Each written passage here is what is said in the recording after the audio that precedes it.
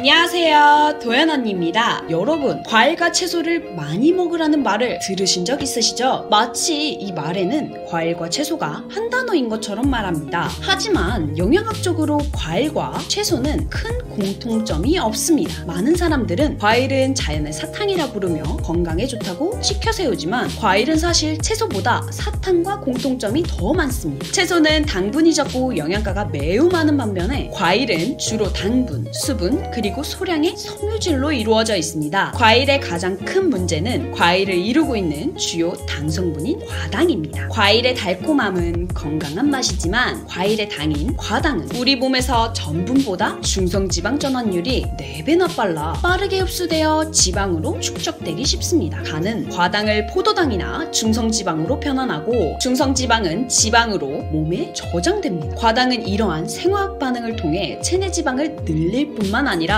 먹고 나서도 다른 에너지원처럼 만족감을 주지 않아서 식욕이 오히려 증가합니다. 과당이 많이 함유된 식품, 예를 들어 말린 과일, 과일 주스, 탄산음료, 생과일을 먹는 것보다 빠르게 식욕을 불어일으키는 방법은 거의 없습니다. 과당은 비만이 되기 쉬울 뿐만 아니라 여러 가지 면에서 심장병이나 동맥 손상의 원인이 되기도 합니다. 앞서 말했듯이 중성지방 수치를 높이는데 중성지방은 심장질환에 걸릴 위험을 크게 높입니다. 또한 피부와 동맥의 주된 결합 조직인 콜라겐 등의 단백질이나 지방과 결합하기 쉬운데 콜라겐과 결합하면 유해한 최종당화산물이 만들어집니다. 최종당화산물은 노화와 산화 스트레스를 촉진하는 역할을 하여 주름이 생기게 하는 주된 요인일 뿐만 아니라 동맥도 노화시켜 죽상동맥경화증을 일으킬 우려도 있습니다. 게다가 과당은 장내 유해균을 늘려서 몸에 손상을 입히는데요. 과당이 소화관으로 들어가면 질병을 일으키는 세균이 가장 먼저 먹고 번식하고 이는 소장세균 과다증식이 발생하는 원인 중 하나라고 합니다. 과당을 아주 좋아하는 유해균 중 몇몇 종류는 대사작용의 부산물로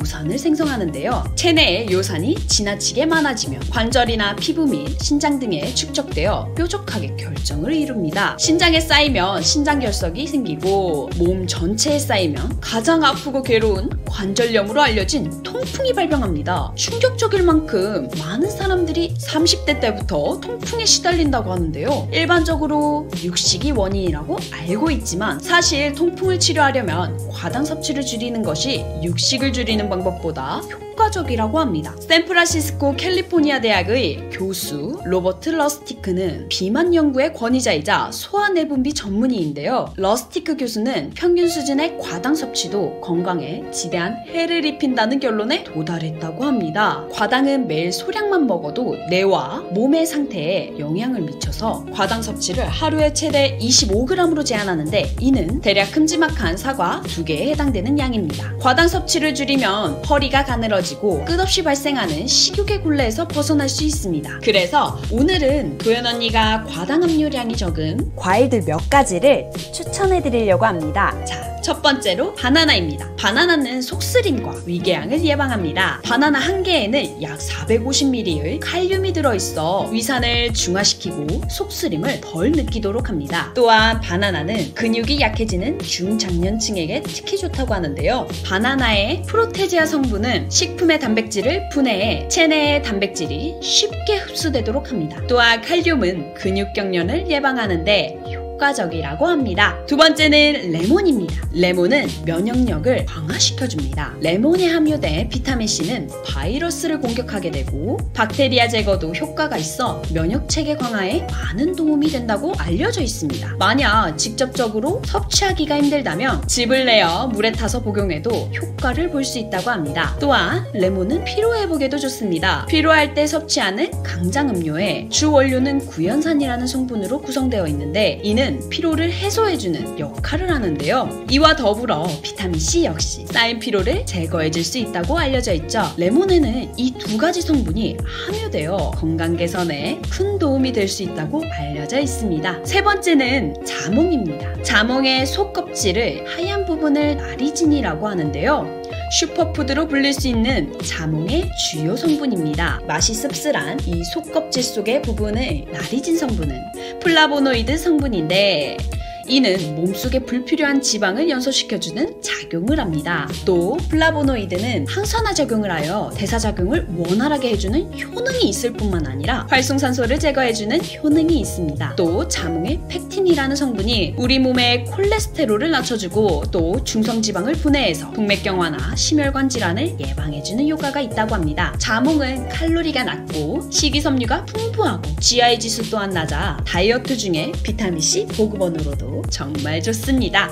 네 번째로 베리류입니다. 블루베리, 딸기, 라즈베리 같은 베리류에는 강력한 항산화 성분인 안토시아닌이 들어있습니다. 독소로 인한 손상으로부터 두뇌를 보호하고 염증을 예방하는 데 도움이 되고 노화 방지에 탁월한 효과를 보인다고 합니다. 또한 베리류는 비타민 A와 카로틴 성분이 풍부해 눈 건강에 굉장히 좋다고 합니다. 다섯 번째로 토마토입니다. 토마토 안에는 리코펜이라는 성분이 들어있는데 이 성분이 천연항암제 역할을 하면서 전립선, 직장, 위암 등을 예방시켜주면 물론이고 암세포의 성장을 더디게 하는 효과도 있다는 연구 결과가 보고되었다고 해요. 특히나 그냥 먹는 것보다 가열해 먹으면 체내 흡수율이 좋아져서 익혀서 먹는 것이 좋습니다.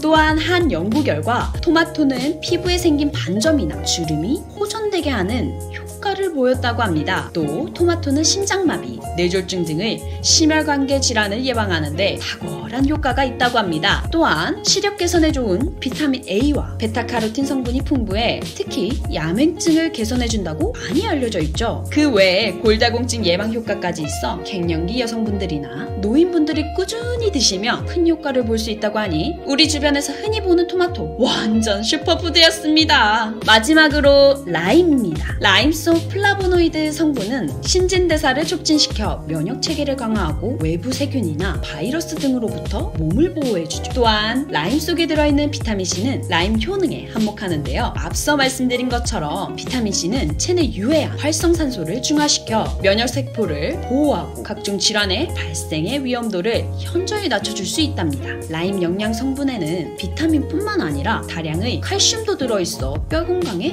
도움을 줄 수 있습니다. 여기에 철분이나 인 등의 영양소가 관절 건강에 영향을 줘 뼈 건강, 골다공증 등의 관련 질환 예방이 가능합니다. 한창 성장하는 어린이들이나 관절 질환 위험이 있는 갱년기 여성분들 그리고 노인분들에게 특히 더 추천해드리고 싶은 과일 라임이랍니다. 과일을 섭취할 때 신장에 안 좋으신 분들은 과일 껍질을 반드시 깎아 드셔야 합니다. 껍질에는 칼륨 성분이 많이 함유되어 있어 고칼륨 혈증을 유발할 수 있습니다. 착즙 주스의 경우 과일의 가장 중요한 성분 중에 하나인 식이섬유를 거의 먹을 수 없게 됩니다. 웬만하면 흐르는 물에 잔류동약을 깨끗이 씻어 그대로 먹는 것을 가장 추천해드립니다. 식후에 디저트로 과일을 많이 드시는데요. 과일은 소화 시간이 짧은 음식인데 식후에 먹게 되면 다른 음식물들로 인해 위에서 오래 머물게 되고 장으로 가야 할 영양소 또한 파괴됩니다. 과일을 드시고 싶을 때는 식사 2시간 뒤 혹은 식전에 드시는 것이 가장 좋겠습니다. 이렇게 오늘 과일에 대해서 알아보는 시간이 되었는데요. 우리가 흔히 과일은 몸에 좋다 라고 가지고 있던 생각과는 조금 반대되는 내용이죠. 과일은 과당이 많아서 무조건 안 좋다 라는 말이라기보다 우리가 목적에 맞게 과하지 않게 적당히 즐긴다면 건강을 해치지 않고 드실 수 있습니다. 또한 도연 언니가 뒤에 말씀드린 과일들처럼 과당 함유가 낮은 과일들을 즐기시는 것도 좋은 방법이 되겠습니다. 이상 오늘은 여기까지. 여러분들이 모두 건강해지는 그날까지 도연 언니였습니다. 영상 시청해주셔서 감사합니다. 안녕!